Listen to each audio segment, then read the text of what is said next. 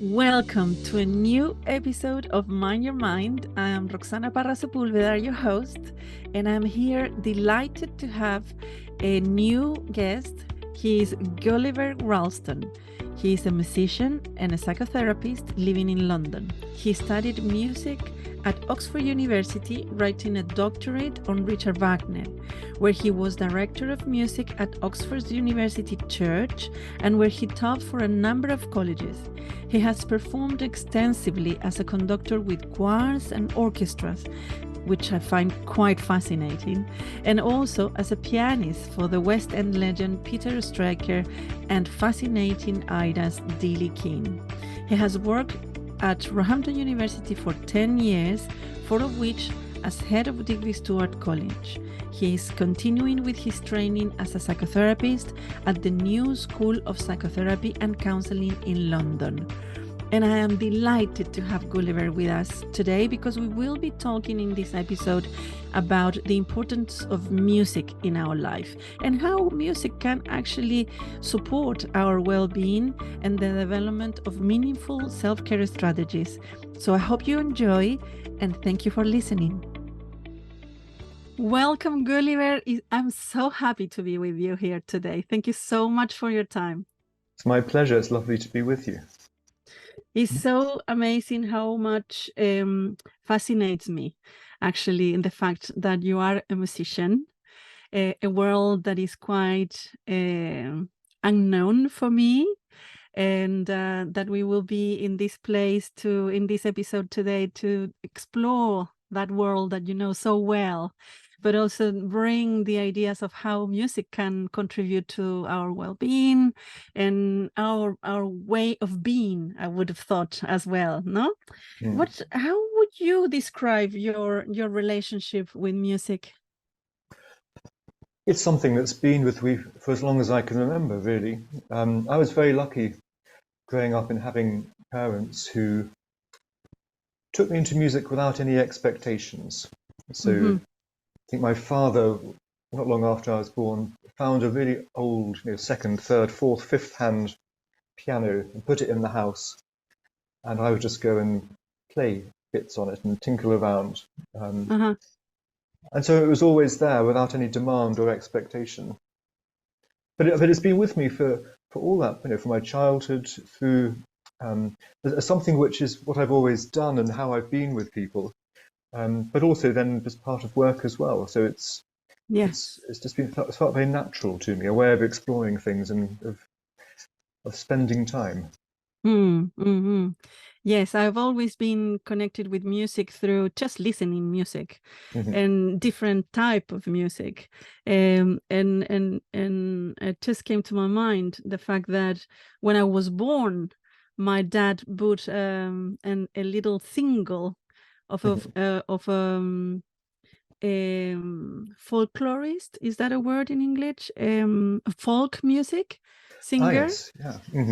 that sang a song for like a lullaby, and that became my song from the moment I was born, and that's such a beautiful memory and makes me think about my dad as well. Oh, that's lovely. And there's something in folk music too. Folk music is also about place and how you're connected to things and where you belong. There's something about folk music which does that. That's interesting. Do you still sing it? It's sometimes I do. It sometimes comes to my mind. There are days that just comes to my mind, and if it does, I do sing it. And in the shower where nobody can see me. And but my position to music is always from a contemplation viewpoint, no, as a spectator.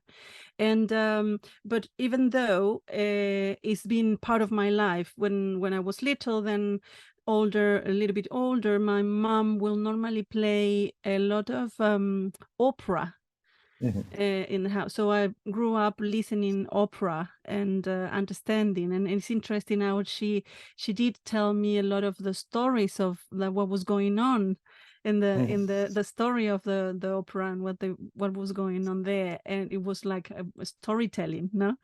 process. And then growing up, there were friends that have bands. My sister got into the world of music and recording for a while and things like that. So music always been in my background. And funny enough, this week, and this is something that people from Latin America will appreciate, especially the Chileans that are listening. I went to see a band called Los Prisioneros here in London. They were in a very small venue, jazz club in the southwest of London. But funny enough, I haven't heard them for many, many, many, many, many years. And they stopped, being a formal band in many years. And I thought I will put the music. I'll listen a little bit of the music before I go to try to remind myself of it, because I knew I like it, but then I realized that I knew every single word of every of the songs. And it was so funny because it brought so many memories. So many memories. And it was incredibly fun. And make me think about, the conversation that we were due to have today, and how, we can approach the understanding of music and our well-being, and how that can be seen, and make me curious about that. What do you think? What will be your approach to go into that angle of I think there understanding are music? lots of ways into that. With what you've just said about having forgotten particular music from your past, and then being able to remind yourself of it again and to kind of connect with it and for it to be in the present again, I think is really interesting about how, when we're thinking about our well-being, how we connect with bits of our past. There are bits which we've forgotten, but not all the bad stuff. There's the good stuff there. There are bits of ourselves which we can almost bring forward into how we are at the moment. And I think that's quite an interesting part. Music can be a number of things, a number of ways of experiencing the world. As we said a moment ago, there are songs about kind of place and location. Music that captures the richness of our experience of being in the world. And also music that gives us pause to reflect and to take a bit of time on it all. Yes. But it's also such a physical thing. It's the breathing in and out when you sing. And if you're singing a piece of music, then essentially the music also controls and regulates how you are in a moment. The speed at which you're breathing is down to the lengths of the phrases. So it's a very physical, kind of embodied thing. So it's a very strong connection between, I never stopped to think about that, but it's kind of obvious, right? It's about breathing, the position of your body as well. No, and how you are in the world somehow. No, absolutely. Actually, I think it is that. It's in a very practical sense. If you go to an instrument teacher, you go to a piano lesson or a guitar, so much of what you'll be learning will be about how you're holding your body. Where the tension is.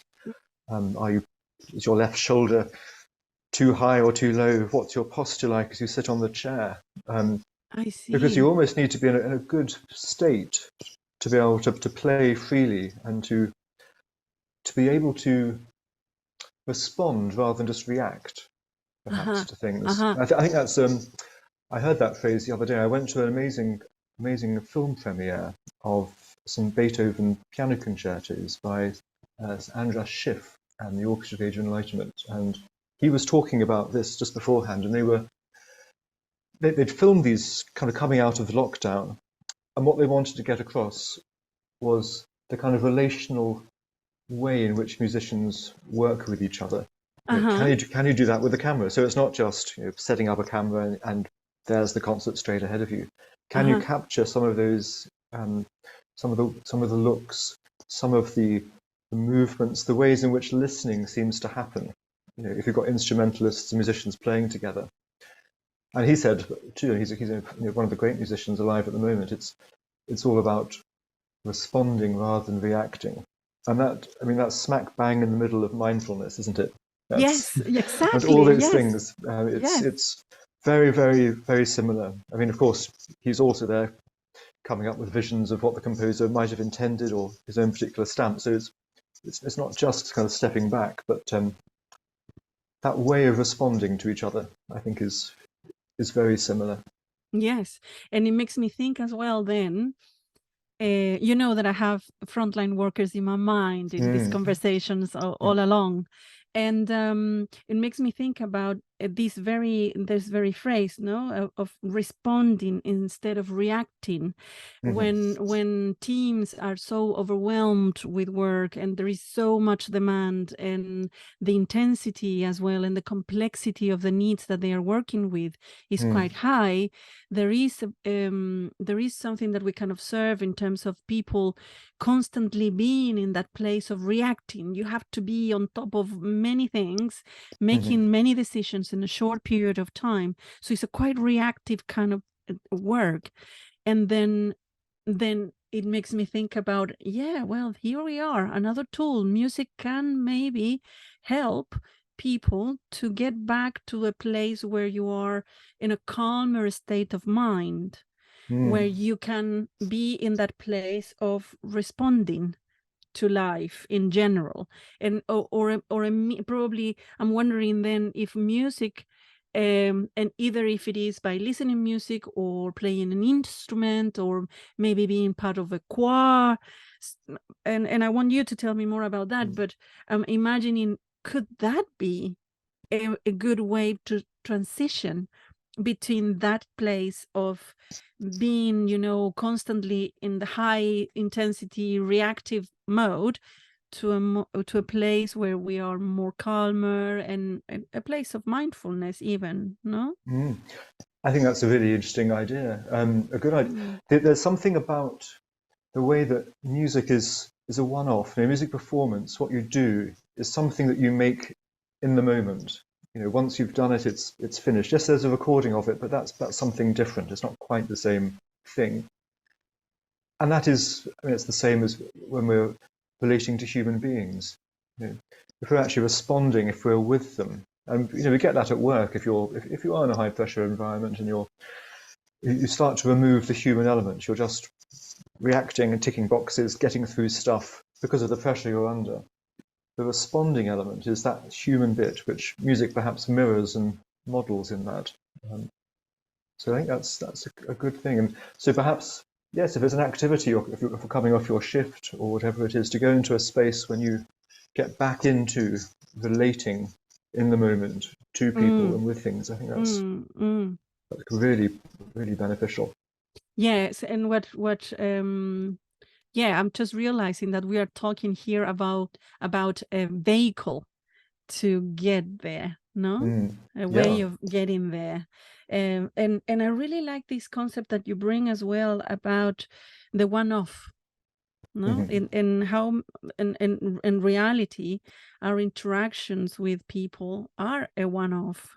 We are in that place of everything is actually a one-off over and over again. And when we are and it's interesting that sometimes we can get then through music, is that what you're saying makes me think about flow and the idea of being in a process where you are in harmony, I would have thought, in terms of your body and the process of playing music. You are in a place of being relaxed and responding and being in tune with others in that one-off. That can be a really good sort of template for real life, for day to day. Yeah, it's a kind of attentiveness to each other, and giving things space and not forcing processes or conversations, or if you're performing, just giving space to the phrases, so you're creating a different kind of atmosphere and environment to something that's so it's not just so hectic. Yes, absolutely. No, that take us out of that consistent, stressful kind of situation. Do you think that in music can then sort of assist resilience? I think so. I mean, in those ways. I mean, of course, if you're a professional musician and you're doing a run of 70 shows back to back, you're going to be exhausted unless you can find a way to do that. But yes, I think resilience in that it gives you time for yourself and to come back to that responding rather than reacting part. And that's, resilience isn't just going flat out the whole time and saying, yes, I can do it. It's knowing that actually I'm better at it and can do it more consistently if I give myself space, not necessarily more time, but space within that time to really engage individually in it all. Resilience too. I mean, there's having time to listen to things. So in a very practical way, setting up time in the day to actually listen to music. So either setting yourself up in the morning or winding down at the end. That kind of thing, making time and giving it, letting yourself also have time to be amazed and transported by something, by something beautiful, by something wonderful. We have to factor that into our schedules rather than just hoping it's going to turn up. Absolutely, because in the end, it's what the lifestyle that we have is so full of demands that we not always give time, as you're saying. And I love the invitation. I think it's a reminder for everybody that is listening to bring that moment of enjoying something beautiful.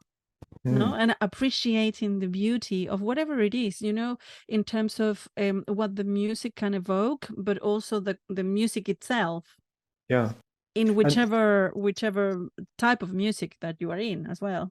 Yeah, I think it says something about how you treat yourself as well. Are you worth giving time for beauty in your life, or do you think you don't deserve it in some way? Why wait till later to enjoy beauty and to let that be there? I think there's probably something in there about how we are with ourselves if we're not making time for the beautiful. Yes, absolutely. How profound what you just said, Gulliver. Absolutely, 100%. Yes. Oh, you left me thinking, really, with what you just said, because it is about self-compassion, self-love. We have had very recently the episode about kindness, and it makes me think about that as well. How do we bring, in which forms we can bring kindness to ourselves and to our life, and in the way of not only kindness in terms of giving to others, but also to ourselves. Yes. As you were saying that, I was thinking I recently rejigged all my Twitter or X people that I follow. Yes. And I was inundated with all the horrible news stories and all the commentary and images. But I don't need that first thing in the morning every day, because I'm not really going to be able to change a lot of this. I need to think about it, and I need to be part of the world in which I am. But I think in those moments you also need beauty in the morning and the good stuff in there as well, rather than thrashing ourselves with everything that's horrible. Absolutely, because you are making me think about identity as well. The way that we build ourselves, the things that we feed, and I always talk about feeding ourselves, but we not only about food. It's not only about food, but then it's about the news that we hear, how often, the music that we listen, the books that we read, etc. No. But that also, all of that also contributes to who we are. Yes, and we have choices in that. We have choices as to what we listen to and choices who we are in that. Identity in music. I always have that image in my mind of one of those classic American road movies. You're in the car driving along. Is it Route 66 where this always happens? You've got the wind in your hair. Yeah. And what's playing on the radio in that? What's the soundtrack for that? And what's it all about? It's in those kinds of films, it's about freedom and potential and all that kind of stuff. That kind of a soundtrack, that's part of that version. It's not the only version, but that version of the American dream of things that are possible in it. So musical identity, yeah, what are we choosing? Are we just listening to depressing? We're just listening to the Smiths or something depressing the whole time, then wondering why we're down and depressed. What choices are we making? Because music it changes our mood in a moment. That's part of the beauty of music. It has that capacity to engage our emotions and to shift them as well. So that's a good thing. And identity, I mean, we spoke a little earlier about place and belonging within it all. Yes. And that's a remarkable thing that music does. Even if it's, I was thinking then of the symphonies of Sibelius. I'm more of a classical music person than other things, but you can find anywhere something that conjures up, music that conjures up big landscapes and space.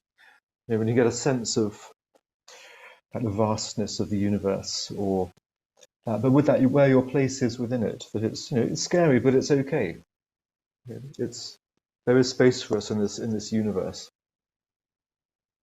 Yes, and that talks about who we are, where we belong, and how then we can be transported as well to those places, or reflect about those places. Probably some soundtracks in certain moments of our life, we do have some soundtrack as well as in the movies, and that also can assist us in further understanding who we are, where we were, who we are, and where we belong now, and that sense of evolution as well, no, within who we are.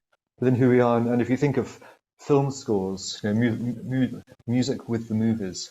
Yeah. If you were to take that music out and just listen to the dialogue, I think you'd lose a huge amount of those stories and all those moments of recollection that happens to characters in the films, all those moments of hesitancy or fear about the future, whatever the plot of the story is. So much of that is within the music score, and it's such an intricate, complicated part of it.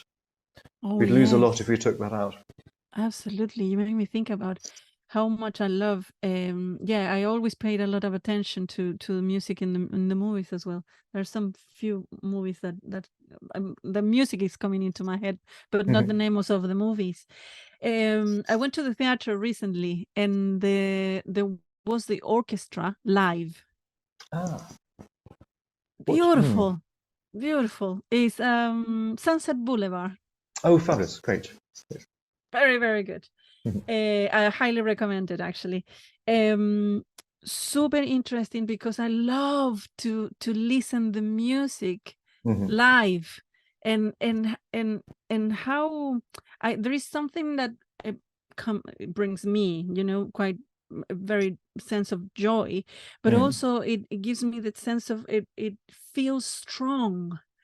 The sound feels strong and solid. It's like when it's played in that way, that everything is kind of together.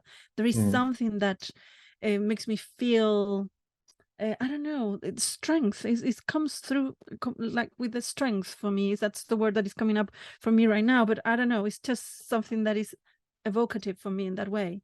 Yeah, the physicality of the sound, and seeing musicians play and the energy going into it, and you can, their bodies show the care which they have for it, which is also so special. I remember going to the first big gig after lockdown, when suddenly we were together in a group, and you could go out and see that, going to see a Cole Porter musical on the stage in the West End in London. And that thrill, you could see it going through the audience when the band started up on stage, because it was real again. We'd listened to music during lockdown, we'd heard it, on our stereos at home, whatever we listened to. But the physicality of that sound was something completely different. Yes, right? It is something physical about it. Yes. So that's encouragement as well for everybody that is listening, to go and hear music live, whatever kind of music is. Do you think that is there something about how much I'm thinking about a choir, and how that can also give probably sense of belonging. I've heard, in passing, people that comment about being part of a choir and how that can also play a role in the way that they feel and how important has become in their life. You've been working with choirs for a while. What's your experience around this and how can contribute? I think they're wonderful groups, and there's so many different kinds you can get involved with as well. So I've worked with choirs that are very professional and are there to do performances for particular gigs and concerts and things, but also with community choirs and local choirs and choral societies. When you have people coming together with a shared purpose, they may not be great singers, but they're good enough. That's also part of life, isn't it? Just to be okay with being good enough on that. But coming together, the social life is usually brilliant for this. But you're working on a project together, so there's a good goal that's helps to bring people together with that side of it. But you also, it's a bit of a good leveler, isn't it? You can be a top barrister or lawyer standing next to the shop assistant. Yes. And there you are together working on something. And who knows who's singing better at which moment or whatever it is. It's a real leveler. So I'm a huge fan of those projects. In England, we had Gareth Malone running so many of those things with either with army wives choirs or in prison. He went into prison, did some projects there as well. It's such a wonderful opportunity to meet people, but also to work on something and to make it in the moment. It comes back to working towards performance. You build it up, then you do it at that moment, and it's incredibly exciting.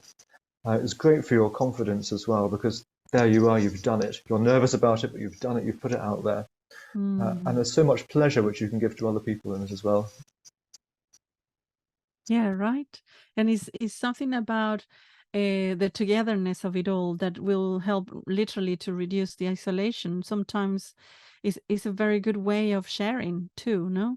It's a great way of sharing, yeah. Yeah, it's easy to get isolated when we are overstressed, feeling that we don't have time, maybe. No, this is a very common comment that I hear quite often in many of the people that I work with, that the lack of time and how to give time to something else that is not work sometimes. Yeah, and I think it's also about the quality of that time as well. So even if it's just for an hour, it can be an hour where if you joined a drumming group, for instance, and there you are, you're playing away some of those complicated rhythms of sub-Saharan Africa, whatever it is, and you layer rhythms on top of each other, and you have to work out what you're doing. It's hard to start off with, but it's more about the attention. You have to be fully engaged with it, and that time can feel so rich. And you come out of that having been somewhere else and been differently for that moment, and you're there with other people, but you can't be thinking about what's my work tomorrow, how many injections do I have to give, whatever your job is. But it really takes you out and transports you, and it's physical as well.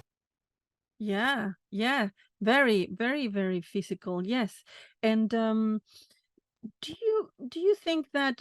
I mean, you are a very experienced musician, and you know music inside out, I would have thought. Do you think an amateur person or someone that want to explore music can start to I think the question is about where to start, really, for an amateur person, for a person that has no idea about music in general and that would like to sort of build up their well-being and how that could be of benefit. That's a good question. I think there's something a bit like, how we can have reading lists. I think I want to read this, I want to read that. Maybe just take a moment and think, what am I actually listening to? What could I be listening to?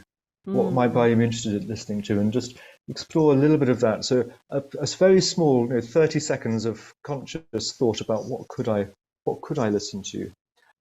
And then maybe, this is perhaps an unpopular thing to say, maybe just be a little bit judgmental and say, what do I like? What don't I like? Is it okay to say, I don't like this particular piece, this particular song? What is it about that I don't like? Or perhaps more importantly, why do I prefer this other song? Is it just a little bit more complicated? Is the melody simpler? Is it more beautiful? Or whatever it is, try and perhaps a value judgment. I know we shy away from value judgments, but a little bit of thought with that one might be a way. But also, when did you last go to a concert or go to a gig and talk about it? Get a friend, go and listen, go and see something, get some of that atmosphere in there as well. It's fun. It should be so much fun. I mean, it is fun. It's not serious at all. How can it be serious? Yes, absolutely. And you're making me think about self-awareness as well, because by making this judgment that it's okay sometimes, to look at things and say, well, why do I like this? Why I don't like this? That help us to understand ourselves as well. Give us an element of self-awareness. It make us less passive as well in the way that we are engaging with something, no? And I think music can allow us to be a little bit more engaged in that way too, no? I think so, yeah. Taking a step forward, thinking, okay, I'm going to work. As I head to work, maybe for 5 days, I'm going to listen to the music of North Rajasthan, and you'll find it online in no time at all. Just for 5 days, how do I feel if I do that? How do I feel if I go into work having listened to the latest bit of Sam Smith or whatever it is? How does that affect how I am? And just be conscious with it, rather than being a passive recipient of whatever's coming through. Because we switch off in that way. What do I want to listen to before I die? You could say, what's the good stuff? Let's choose it. That's true. Don't listen to the bad stuff just because it's there. As if you're just scrolling through on YouTube or through Twitter. What do I listen with intentionality, or with intent at least? Yes, absolutely. And give space to be surprised as well, because we may find new things that we never thought we will like. Well, that's the thing. I mean, asking our friends, actually, what do you listen to? You're my friend. I've known you for so many years. Do I know what you listen to? I don't know. Why? What do you think is good? What do I think is good? Yes, absolutely. And it's interesting how that also brings us together with people in a different way, to get to understand the music they hear, and how it makes me think in other, when I was young, I remember, spending the whole afternoon just listening music with friends. Yes. And did that make you feel more yourself doing that? Yeah, absolutely. I mean, to be being quite present, but also it's about the sharing too, no? Yeah, I think it is. Of every single sound, and I don't know, there is something about sharing and being with someone else in that listening of something. I don't know. It's seeing the expression on someone's face and realize you've got the same thing. You're listening to the same bit. That's got you in a similar way. Yeah. That's really lovely. Yeah, absolutely. It's a very special music. Definitely is a very special element in our lives. And actually, I listen music in the car. If I take the car, I to work, I listen music always. I'm always listening music in the car. The other day, a colleague of mine said, "Oh, Roxana, I saw you in the car. You were arriving to university, and you were listening music." And she thought I was in a good mood because I was listening to music. And that led us to have a conversation as well. It was like, no, it's not because I was in a good mood. It's like because I always listen music. Then something happens with my mood. Interesting. I was thinking of the university as well with that, and walking down the corridor the other day, a guy with enormous headphones on, and it was an absolutely crowded corridor of students everywhere pushing and pulling, and all the noise. And I thought, I wonder, is he listening to regulate himself? Is he finding this such an anxious setting that he's taking himself out? Or maybe he's not. Maybe he's just loving this music. That's him being there, present with everybody. There's something wonderful in that. So music you can escape with, but also can get you in the state where you can actually engage with what's going on. Absolutely. Yeah, it's so versatile, so versatile, so many angles. Do you have, we in this podcast, we are always thinking about actions and things that people could do. we always like to give some ideas, because we are encouraging people to develop their own personally meaningful self-care strategies, and we think about that repertoire of actions that how can be expanded and challenged and change through time. So do you have any actions or activities that people could incorporate? Well, we have mentioned some, no? And we are definitely inviting everybody to go to see a concert or something. I mean, it's like, let us know which was the last concert you went to. It will be nice to know. But what about some actions? What are you thinking of? I was thinking just then of asking yourself, what do I already have in my resources? What music do I know gives me a particular effect, a particular change of mood? What do I know? And can I let myself be aware of that? So if I don't want to be in the mood for this, but perhaps there's a piece of music I know that will get me in that mood, get me thinking. Yes. Well, why not be consciously aware of that and think, okay, I can put that on now. I know that cheers me up. I know that I've got something funny on tap which I can listen to. If I can just press play, I know my mood will change. So it's a very practical kind of behavioural bit of it, I think. We can like self-help. Prepare the states. Yeah, a bit of self-help, change the state of stuff. Obviously there's obviously there's getting together with other people, joining a choir, throwing a hat in the ring and seeing what happens with it. And that's brilliant, not just because of the people, but because of the breathing work. Yes. You're going to be taking deeper breaths. You're going to get those endorphins that come.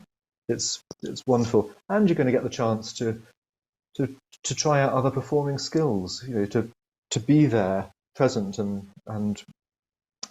building your confidence. That's that kind of practical part. Joining choirs, drumming. I think is fabulous. I didn't do very much of that when I was growing up, and I absolutely love doing that now. It's good.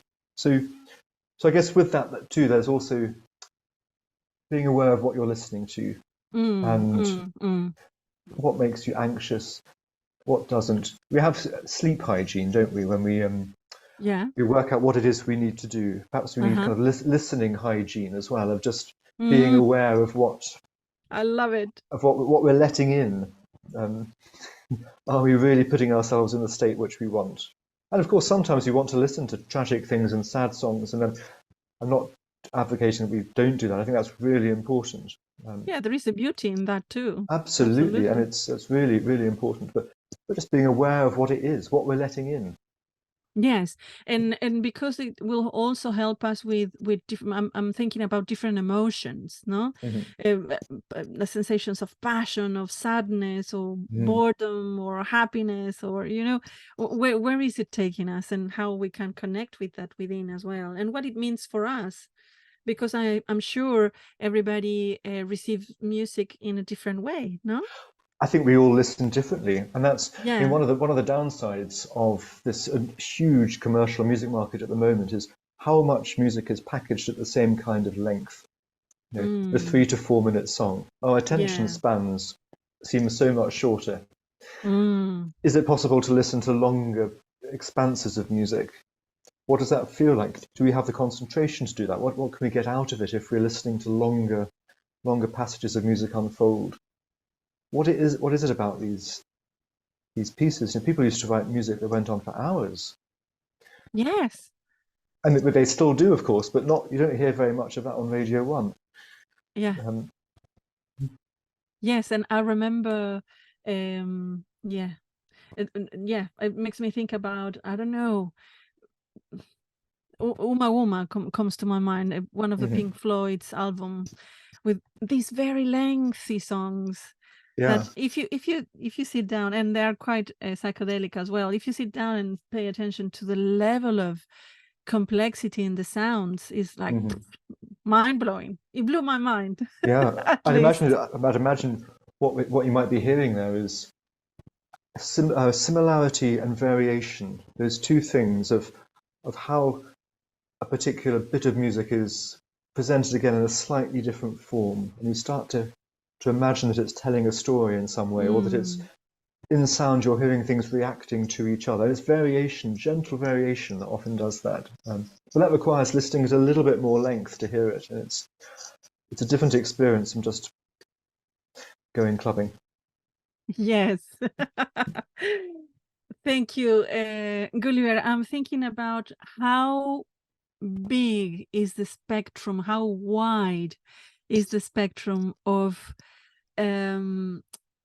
what is connected to music, in terms of, what we were talking about, the listening hygiene, the element of what are you feeding yourself with regards to music, how music can support the change of your mood, and at the same time how music then can support a level of self-awareness, your capacity of paying attention, to be somehow mobilized, not only through your memories and psychologically through what are you feeling and so on, and the state in which you are left after listening a piece of music, but also if you are involved in it and with it, there is a whole lot of another level of physicality that comes into play.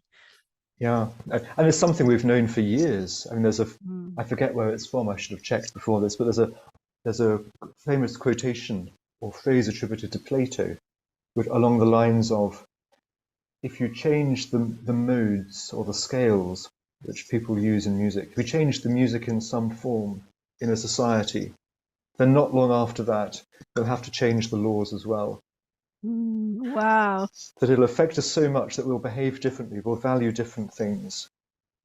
What we think is sacred might then not be sacred, or the other way around. It's such as the power, but he got that a long time ago. And so it's a beautiful reminder. Thank you for that, because it's a beautiful reminder for everybody that is listening. And I feel that we could carry on talking for much, much longer about so many other angles that are coming to my mind as well with regards to music, but we have to end for today. Is there anything else that comes to your mind that you would like to share before we finish?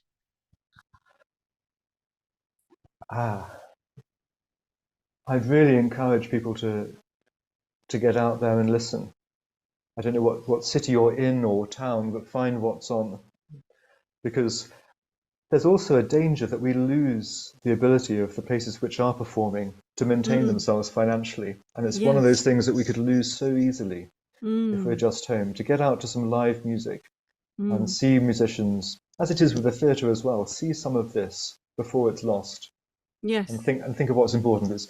I'm saying that as a musician, of course, encouraging audiences to go and see it, but it's a very fragile ecosystem that can easily be wiped out by uniformity, by stuff that just comes through in electronic media.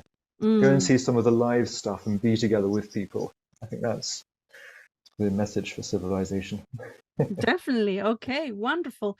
Thank you so very much, Gulliver. I so much appreciate your time, your knowledge, all what you have shared with us today. It's been wonderful, and I hope to have you here around soon and to see you soon as well. Thank you so much for today. It's great to be with you.